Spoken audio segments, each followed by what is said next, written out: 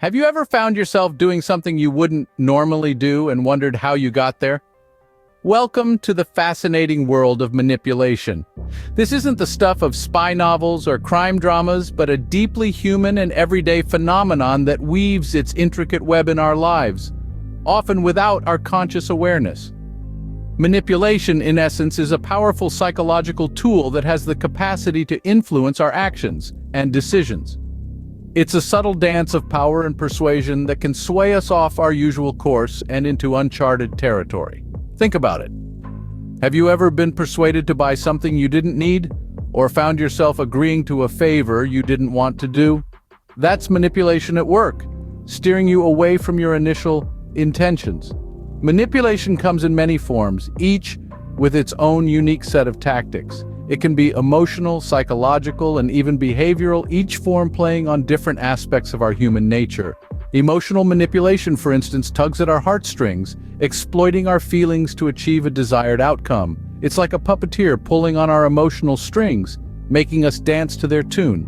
Psychological manipulation, on the other hand, is a bit more cerebral. It plants seeds of doubt, confusion, or fear in our minds, subtly distorting our perception of reality. It's like a magician performing a mind trick, making us question what we know to be true. And then there's behavioral manipulation, which influences our actions directly. It's like a chess player moving pieces on a board, strategically nudging us towards a pre-planned destination. Manipulation, as you can see, is not always easy to identify, but its effects can be profound. It shapes our decisions, influences our actions, and even defines our relationships. But remember, understanding manipulation is the first step towards resisting it. As we delve deeper into the intricacies of manipulation in the following segments, keep an open mind and remember, knowledge is power. Let's delve into an example of emotional manipulation with Mary and John. Imagine a couple, Mary and John. They've been together for a while, and on the surface, their relationship appears normal. But behind closed doors, Mary is a master manipulator, using guilt and emotional blackmail to control John. Mary might say things like, "If you really loved me, you would do this for me," or "You're the only person who can help me." These statements place John in a position where he feels obligated to satisfy Mary's demands even when it's at his own expense. This manipulation is subtle, insidious, and over time it starts to erode John's self-esteem. He begins to question his own judgment, feeling guilty for considering his own needs. He's trapped in a cycle of manipulation, where Mary's emotional needs always take precedence over his own. But it's not just about control. Mary also uses emotional manipulation as a tool to avoid responsibility. When John tries to confront Mary about her manipulative behavior, she turns the tables on him, playing the victim or blaming him for making her upset. This is a classic tactic known as gaslighting, and it's designed to make John doubt his perception of reality and to deflect attention from Mary's behavior. John is left feeling confused, guilty, and emotionally drained. He feels like he's walking on eggshells, constantly trying to avoid triggering Mary's emotional outbursts. He's isolated, as Mary has manipulated him into believing he can't rely on anyone else for emotional support. As this example shows, emotional manipulation is not about love or care, it's about control and power. It's a form of psychological abuse that can leave deep, emotional scars and have serious impacts on a person's mental health. Remember, manipulation is never the fault of the victim.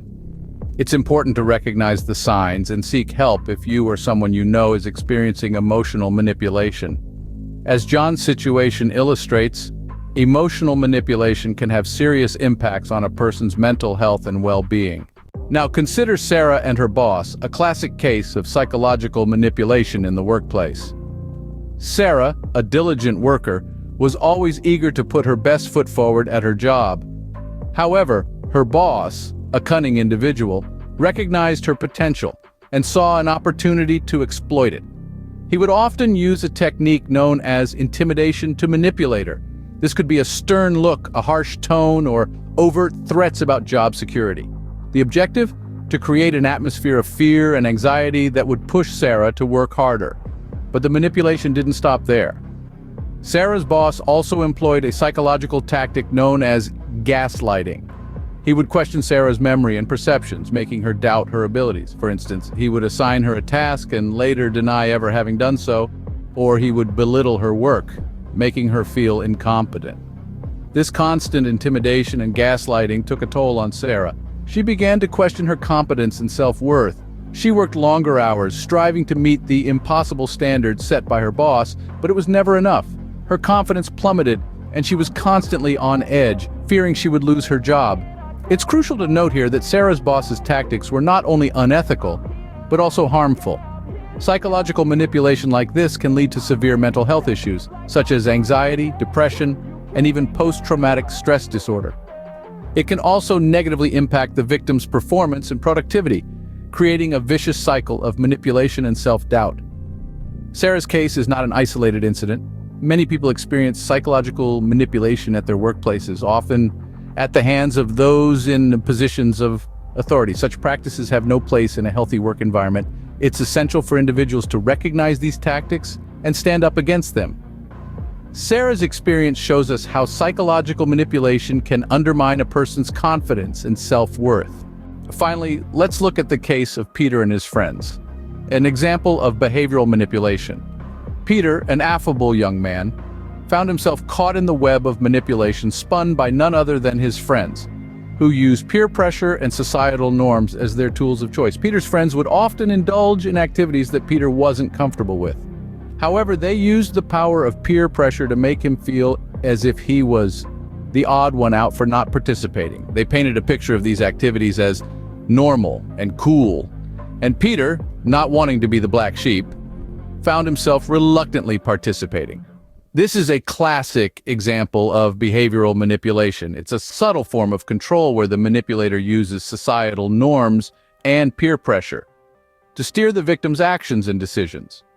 It works by making the victim feel as if they're deviating from the norm if they don't conform to the desired behavior. In Peter's case, his friends knew that he valued their opinion and feared isolation. They exploited this fear to make him comply with their wishes. Every time Peter hesitated, they would remind him of the potential social consequences, like being left out or labeled as boring. They were essentially dictating his actions through the fear of social rejection. The effects of this manipulation were profound on Peter. He found himself engaging in behaviors that were against his principles and comfort zone. His self-esteem took a hit, and he began questioning his own judgment. Behavioral manipulation is powerful because it plays with the basic human need to belong and be accepted. It uses this need as leverage to control a person's actions. It's not always as blatant as Peter's case, and can often be disguised as friendly advice or peer bonding. Peter's story reveals the power of behavioral manipulation and its ability to alter a person's actions and decisions. It's a cautionary tale that reminds us of the importance of standing our ground, even when the pressure to conform is overwhelming. As we've seen through the stories of John, Sarah, and Peter, manipulation can take many forms and affect us in many ways. The intricacies of manipulation are vast and complex. They are often woven into the fabric of our everyday interactions, sometimes so subtly we may not even recognize them. Remember, manipulation is not always overt. It can be as subtle as a friend's insistent persuasion or as overt as a boss's coercive demands. Our exploration began with John and Mary, a poignant example of emotional manipulation. We observed how Mary's persistent guilt-tripping led John to question his own feelings and actions. Emotional manipulation is often masked as concern or love, making it challenging to identify. Next, we delved into the world of Sarah and her boss, where we encountered psychological manipulation. The misuse of power, the subtle undermining, the constant doubt. These are classic signs. This type of manipulation can be particularly damaging as it can erode self-esteem and foster a sense of helplessness. Then we journeyed with Peter and his friends, uncovering the nuances of behavioral manipulation. Peter's friends manipulated him into conforming to their norms and desires, compromising his own identity in the process. This type of manipulation exploits our innate desire to belong and fit in.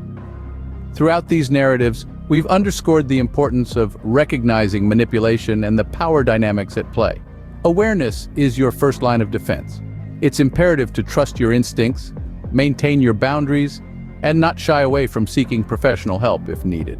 The impacts of manipulation can be far-reaching, affecting our mental health, personal relationships, and even our professional lives. But it's essential to remember that you always have the power to resist, to question, and to protect yourself. Remember, understanding manipulation is the first step towards protecting yourself from it. Stay vigilant and always question the motives behind actions that make you uncomfortable. Don't forget to subscribe for more insightful content like this.